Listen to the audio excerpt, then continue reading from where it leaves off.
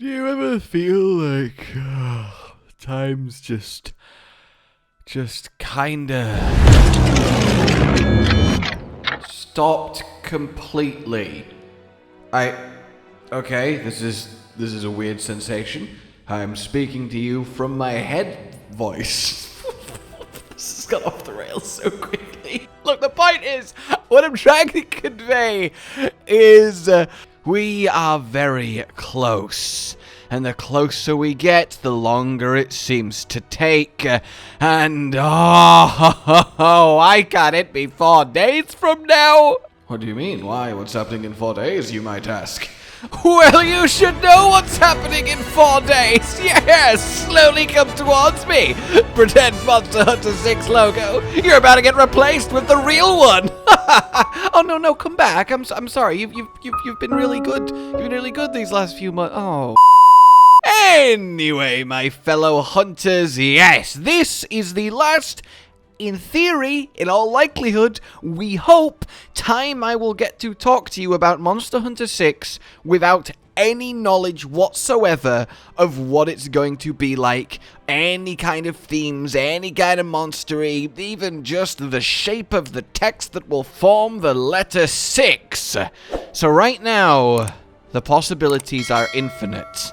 But that window of infinity is closing, which is a very grandiose way of saying, let's get in a final little bit of hopes, wants, theory crafting, and dreams, shall we? Though, I guess we should recap a little bit why this 4-day thing is here. As we've gone over a few times, of course, we know that all eyes are on the Tokyo Game Show. Ryozo told us to look for it. We know that 6 months after it, we end up in March, which is in the 20th anniversary of Monster Hunter, and we know that they want to release another game that will sell millions before the end of March, and look, the stars are aligning, and they're shaped like sapphire, or whatever it ends up being in Monster Hunter 6.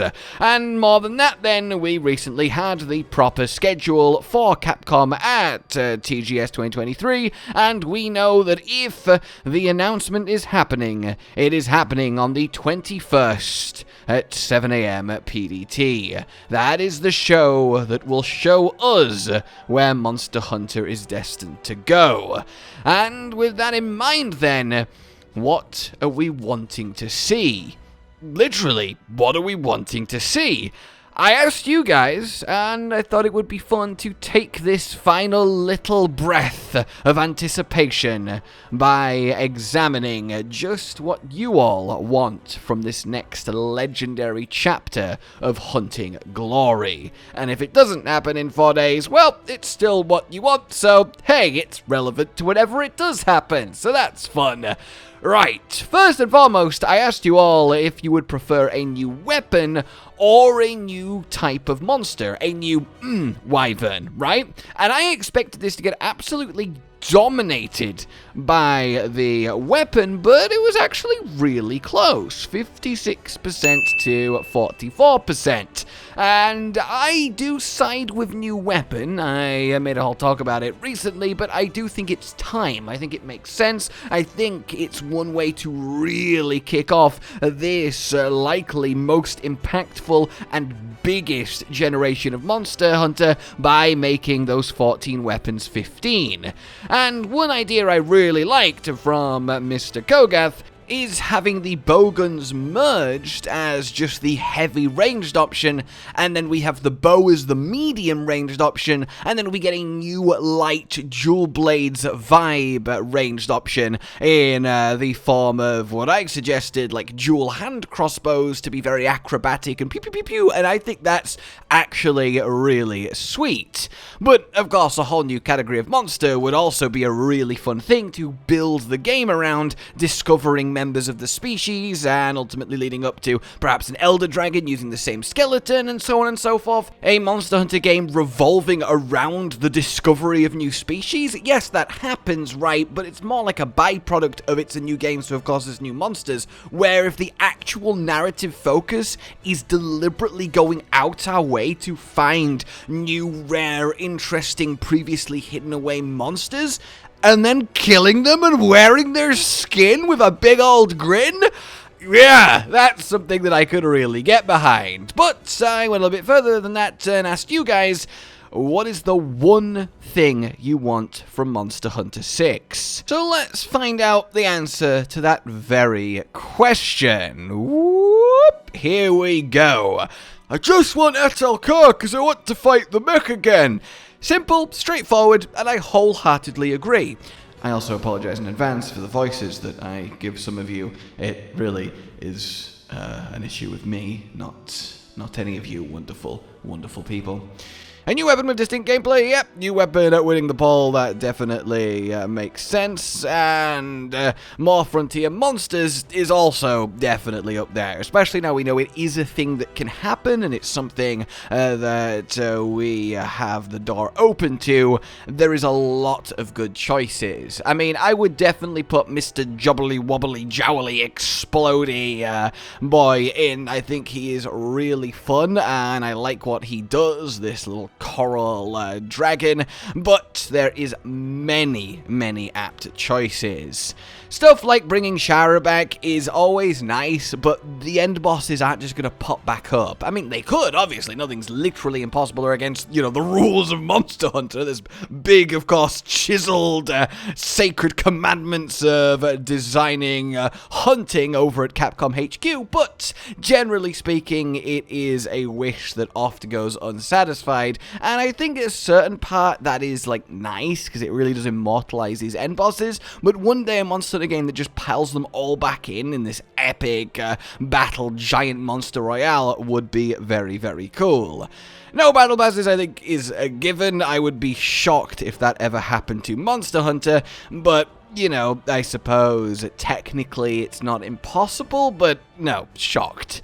Snake Wyvern, yeah, 100% I am with you there. I think a Snake Wyvern flagship in particular would be really good. A lot of more weapon types are going on. I love that Dino Dude here is very much specifically after a new, very powerful variant of Ajaneth. That is all I want. I just want more powerful dinosaurs. Brilliant, my friends. Yeah, essentially that is my response. Legiacrus! If Legiacrus is not in Monster Hunter 6, I will eat my greatsword. There is no way that after all of this want and hope that he is not going to come back. He has to, right? And yes, a new black dragon.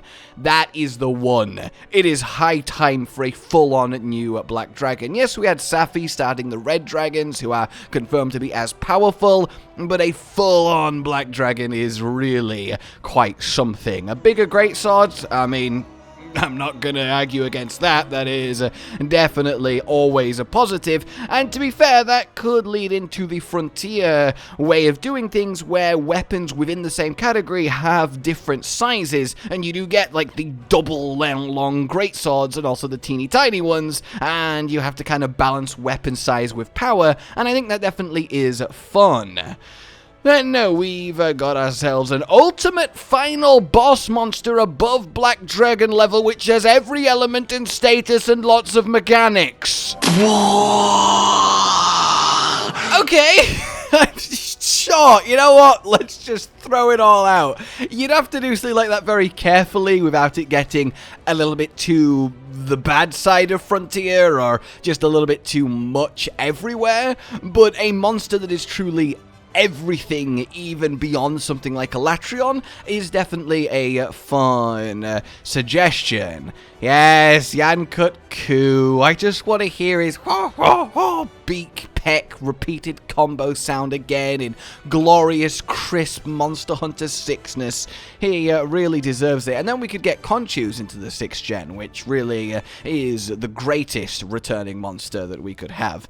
See, Lunangaron's interesting because I don't think that they would immediately put Rise and Sunbreak monsters back in. I mean, it's not impossible, right? But I definitely think that it's the least likely because they've immediately had their time in the spotlight, but definitely not impossible. that a hammer doesn't fall on my tippy toes. Dropping the humor like a hammer on your tippy toes. Sorry, I'm not sure that's something I can promise. It's a necessary part of every video, okay? Get your white shirt and nothing else. Yeah, little elephant flying squirrely monkey is definitely one of the more unique choices, and I think he's someone that would benefit massively from the huge aesthetic upgrade that would come with a place in the 6th generation. Crossplay and cross-save is yes. And they are very aware of how much we want it. They tried to do it, and they couldn't quite make it happen in time for Sunbreak. So on that, I would be blown away if Monster Hunter 6, which they have said they want to release on essentially every platform at once, doesn't have crossplay and save finally in Monster Hunter. Underwater combat, but better, is definitely something I could go for. I don't think necessarily making Monster Hunter 6 that, as opposed to something new entirely, is the way, but I could see Underwater coming back in, like, the G-Rank, Master Rank expansion, but redone, to kind of have your cake and eat it too, a new base high-rank game with its own hook, and then a revamped old system that's going to cause quite a bit of a stir with everyone's view of it. Getting rid of Spirit Birds is curious, because I imagine I understand why you're saying that, because it does feel weird in the harder hunts to have to run around for 5 minutes, fully Spirit Birding up, and then you can start hunting, but I think that's just a symptom of getting to the natural end of the cycle of a Monster Hunter, when things need to get that hard, but I don't think it's something you have to worry about, because I doubt Sunbreak Rise specific mechanics will immediately carry over, though I do hope switch skills do, as I think customizing your actual weapon combos is a really nice thing to have going on. Gammoth, yep, I'm there for that. You know, we've had Mizutsune and Astalos in Rise and Sunbreak, we've had Glavenus in Iceborne. It would be really fitting and funny if Gammoth is the only fated for Monster Hunter 6, the patience paying off for the mammoth. New insects, yes, and Australian, yes. Out of all the monsters of online, I think Australian and his star butterflies is a fascinating concept and one that could be done very well, but I doubt they will borrow concepts from online at least anytime soon. Dalamada, end boss zone of unlikeliness, but I do actually think a Kantor and Ukanlar should be on your bingo card of returning monsters. They are big favorites, they're also big, and they would make excellent updated fights with how climactic they just feel.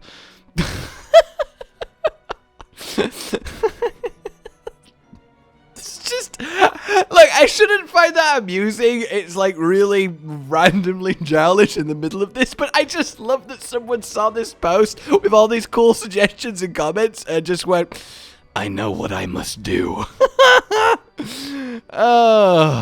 Plesioff in all her up-rendered beauty. Yeah, the hips that can destroy the world in Monster Hunter 6 would be lovely, but how do you do it without underwater combat? Yes, of course, Plesioff has existed before underwater combat, and it works just fine, but I do think he needs a kind of mechanical revamp, but the objective creature himself is really nice, and the Piscine Wyverns have been the butt of the Monster Hunter jokes for way too long. I think they really need their Goss Harag that really kicks them into gear as a serious true open world like Skyrim is ambitious, and I also think inherently doesn't make sense for Monster Hunter because that's not a natural progression of it. I could see a world where there is only one map and it has like 5 different biomes. Essentially, the game world is Guiding Lands but 100 times the size, and you just go to different parts of it, and technically you could run across the whole thing. But I don't think open world in the RPG sense that you're thinking, where you go back and forth between town. I think that separation kinda helps structure the game, but at the same time, I think a spin-off Monster Hunter RPG set in that Monster Hunter world, but given a more traditional RPG feel, is definitely something that I would be into. A lot more calls for new weapons, Magnet Spike and Axolax. Yeah, that's something I can get behind. Kurapeko would be nice to see. I'd be surprised if Devil Joe isn't back again, so having him get called. Although using Kurapeko to call a new type of monster Hunter is also a neat way to do it, because that would mess with veterans' expectations and also be a really fun moment for newer players. Keep the dogs, please, Capcom. Yes, I'm sure this is how you talk, Street Shark. That's how I imagine a shark that is on the street talks. Keep the dogs, please, Capcom. I like Palamutes, I do, but I think, like Wirebugs, I've had my fun with them, and they can go on a bit of a pause. It suits the faster, more arcadey style that Rise and Sunbreak was going for, but I don't think works as well in a, more air quotes, proper Monster Hunter game. I want an MMORPG. Well then, you go play one? Or get on the Frontier private servers, I suppose? I mean, Frontier proves that it can work in the Monster Hunter format, but I don't think that's ever going to be a mainline game, as it's just kind of not what they want to do with Monster Hunter. The sort of live servicey, year-long DLC roadmap is the closest we're going to get to that, and I think a very perfect way to do it. New weapon type, more love for someone appreciated types like Snake Wyvern. Yeah, I do think that comes up a lot, There's old favorites that people really want to see again, like Legiacris. We want more members of the really cool but not very populated categories of monsters, like the spiders, the bugs, the snakes, and then a new weapon to kill them all with. And it depends what the hook ends up being. The clutch claws, the hunter arts, the switch skills or wirebug moves in this game, and how they actually modify into the weapons. Call me crazy, but I want Sieges back. I loved grinding Safi with friends. I mean, you enjoyed playing with your friends. I don't know if you specifically love grinding Safi if you did it enough, but I do see a world in which we get another proper Siege experience, because that was strangely missing from Rise and Sunbreak, and I do think there's a lot of potential in them. Final Fantasy crossover monsters like Behemoth. I mean, more crossover monsters, yes. I doubt we'll ever get the same ones back, because they're done specifically for that crossover, and then they're kind of done. But, yeah, a actual proper new monster from a crossover is something I would be happy about, because Behemoth, honestly, was one of the best hunt experiences I have ever had. So that's a little, kind of round down of your thoughts as it currently stands. You can add them to your Monster Hunter 6 bingo card, see if your predictions are correct, and I realize this was perhaps a different and strange thing to see. I've not exactly done this before, but I thought it might be quite fun to just actually live see what you've said and react and talk about it as we go, especially in the conversation of Monster Hunter 6, as it is the last opportunity to do so, and see what generally is kind of wanted. And as I said, the trio of more underrepresented monsters, the true favorites back that haven't got a chance yet, and a new weapon, and yeah, if those three things happened, you can't really go wrong with the rest of the game, because it's going to end up being a really amazing Monster Hunter game. So, of course, in the comments of this very talk, I would love to know your wants for Monster Hunter 6, if you could only ever have one thing in it, and I will look forward to reading them as well. But for now, make your predictions, and indeed, do you think it will be in 4 days? I'll see you then, either way. Like if you enjoyed this, subscribe and hit the bell for more. Consider supporting the future of the channel on Patreon down below. And until we meet again, a goodbye. Josh, Cotton, and Hollow with the videos, dropping the humor like a hammer on your tippy toes, bringing entertainment on a daily arrangement to take our insanity and turn it into entertainment. Yes, I said entertainment twice, to reiterate that it is nice to look into your faces on a mostly daily basis when you let us in your homes to make the whole world a stage. Goodbye.